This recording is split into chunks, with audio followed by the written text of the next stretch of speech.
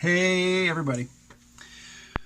Piece of feedback from Sean S. I'm not going to read the whole thing because, as yesterday's video demonstrated, me reading feedback is more of a podcast thing than a video thing, but I'm going to give you one paragraph of Sean's comment. Sean wrote, "Also, made me curious of your take on the fourth turning ideas.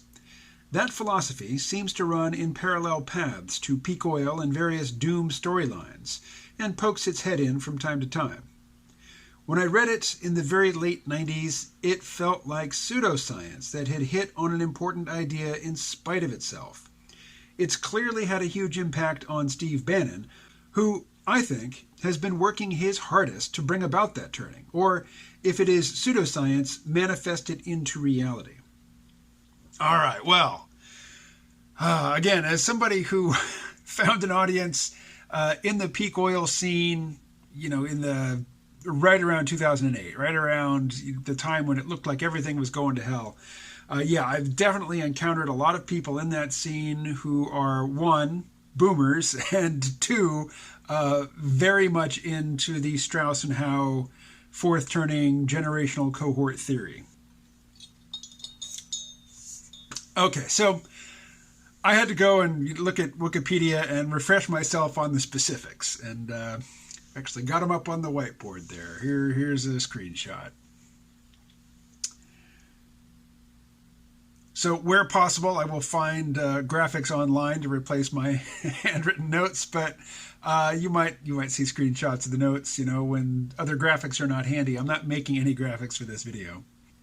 But the Strauss and Howe generational theory, and I love this phrase, pseudoscience that had hit on an important idea in spite of itself. Because yes, this generational theory, these turnings, these 4 seasons of history, you might say, it definitely smacks of pseudoscience to me, but it's also striking how well it maps on to the last century.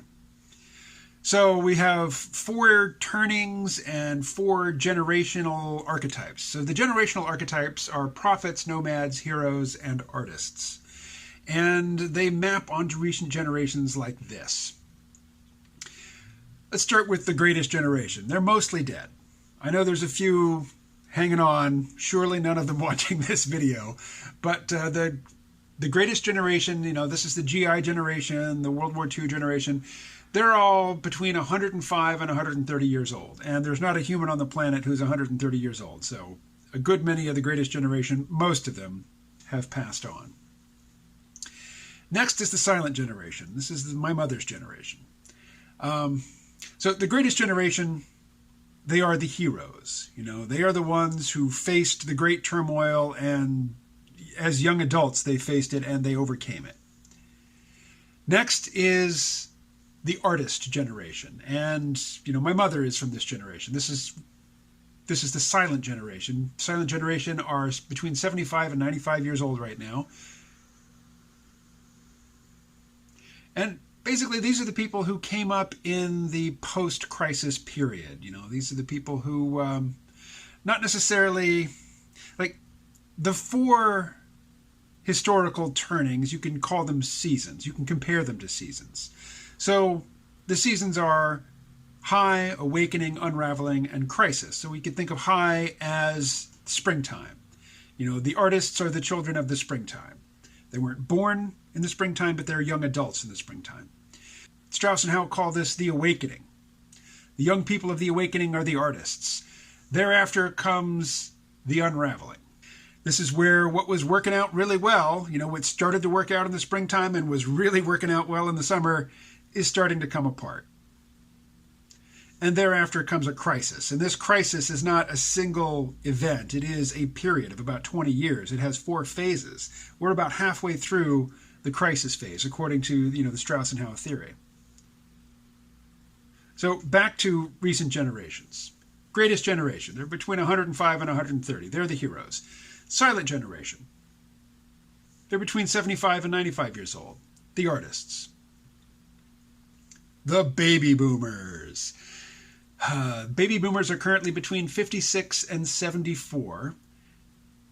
They are the prophet generation.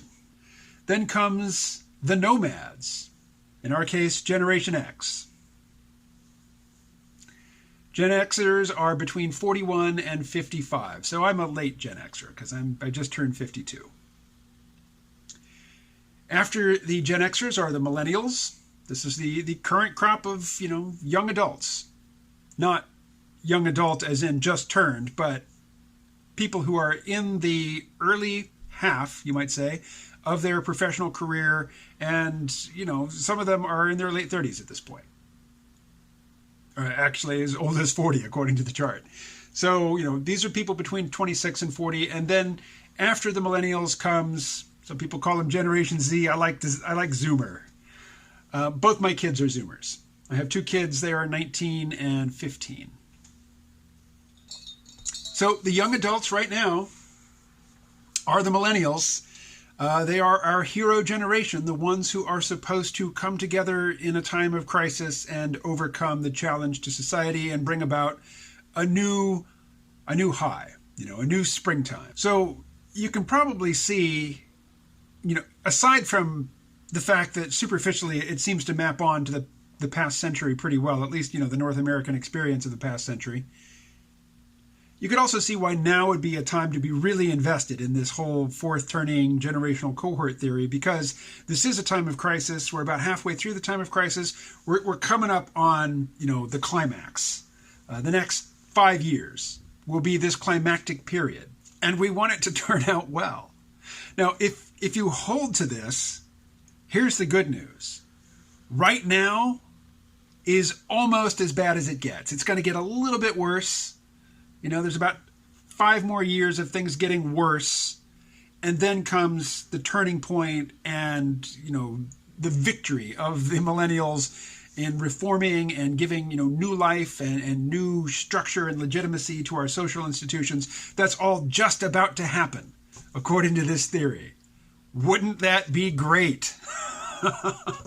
I would very much like to enter my senior years in a time of, renewal and new optimism and a new dynamism in society and new levels of security and harmony. Wouldn't that be awesome? But, the other way to look at this, there's, of course, a million ways to look at it, but to me, the diametrically opposed way of looking at this fourth turning generational cohort cyclical picture of how things unfold, how social events evolve and progress and cycle back on themselves. The other way to look at it is history is pretty much directionless. There are no cycles. It doesn't repeat. And you can have very long periods where not much happens, and you can also have extended periods where things just get worse and worse. And there is no guarantee that over the next 5 years we're going to hit rock bottom and things are going to turn around. Things could be on this current trajectory and continuing to get worse 50 years from now, 100 years from now, 1,000 years from now. Now, once you get out into you pull out far enough that you're looking at 1,000-year chunks, I think this generational theory it doesn't even apply. And also, once you pull back to that, that distance where you're viewing history in 1,000-year chunks, at this point, I think you're more interested in either the evolution of technology or the fate of our species, and concern about the trajectory of individual nations or even subcultures within nations. All of that sort of fades away. That to really focus in on that, you have to zoom into a more granular level and examine things the way most of us do in terms of 4-year cycles of presidential elections and the Olympics. So as I say, I had to go to Wikipedia and give myself a little refresher on the details of all this, which tells you that I don't live with this. This is not my astrology.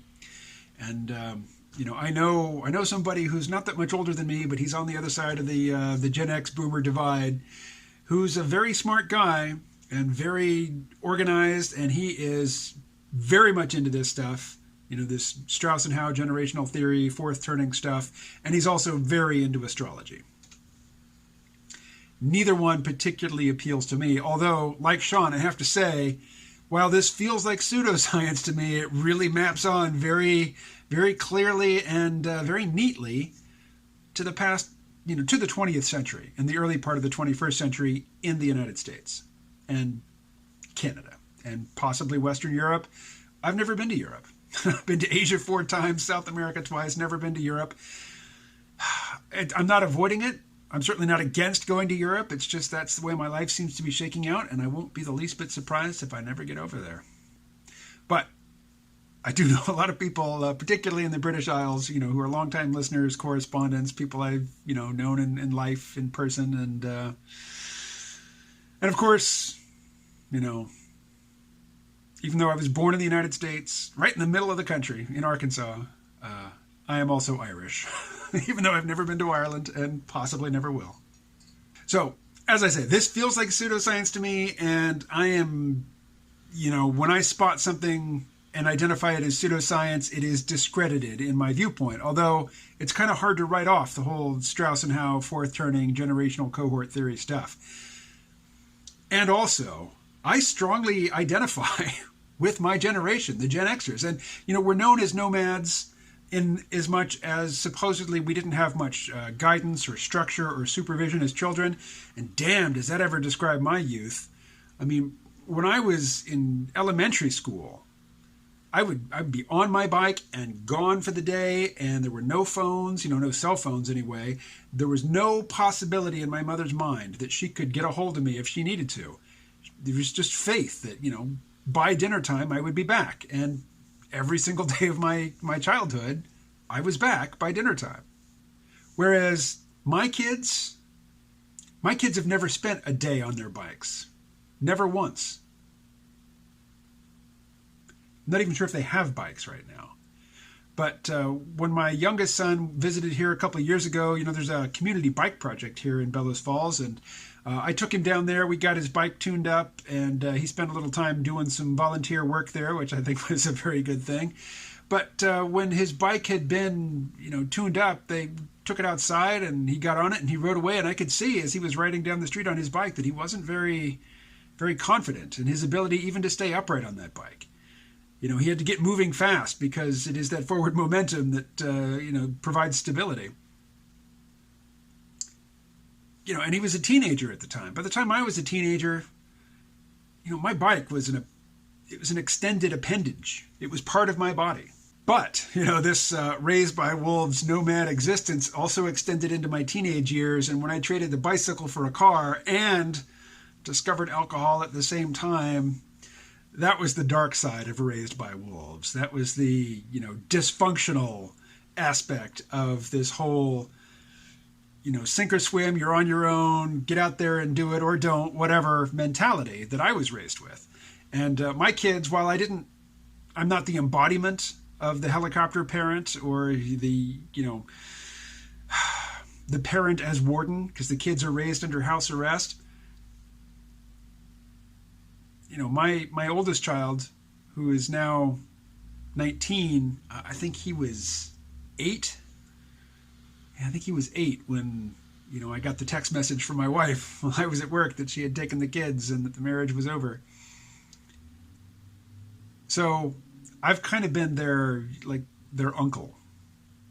I see him, well, I haven't seen him once this year because of this whole pandemic thing, but usually I see him every couple of months for a weekend.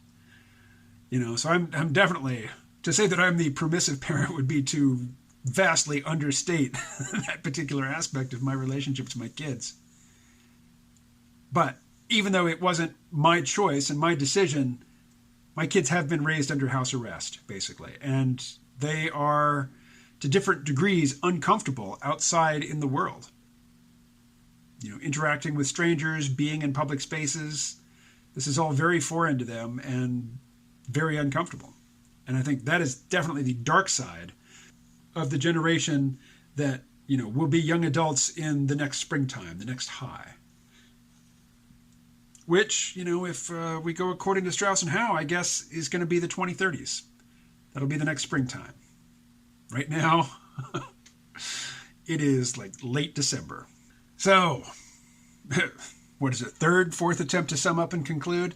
I've had a lot of exposure to this mentality, largely because, not through any design of mine, but just the way it worked out. The podcast material that I created at the time that I was creating it attracted mostly a baby boomer audience, and largely a baby boomer audience that thought that, civilization was going to hell in a handbasket. And the variety of that I caught was the peak oil variety, which, is certainly better than some of the more explicitly pseudoscientific notions of, how civilization is going to hell in a handbasket. There's certainly worse audiences to have by, many orders of magnitude. So, it is an intellectual or cognitive framework that I can't help but be somewhat familiar with, but which is not as appealing to me as it is to a lot of people who tune into the stuff that I have to say in various podcasts and other media.